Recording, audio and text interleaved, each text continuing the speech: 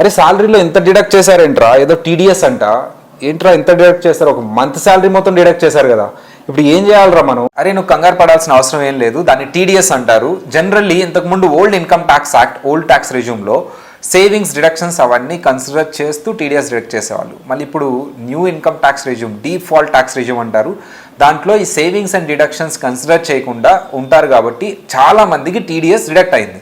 మరి ఈ TDS deduct అయింది కదా, ఇది రిఫండ్ రావాలంటే ఏం చేయాలి అంటే return, ITR, income tax return అనేది ప్రాపర్గా ఫైల్ చేయాలి. అది ప్రాపర్గా ఫైల్ చేస్తే డిడక్ట్ అయ్యిందంతా రిఫండ్ వచ్చేస్తుంది.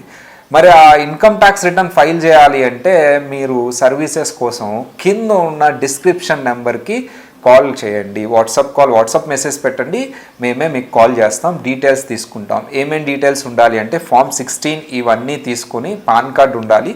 సో వీటితో మీకు ఇన్కమ్ ట్యాక్స్ రిటర్న్ ఫైల్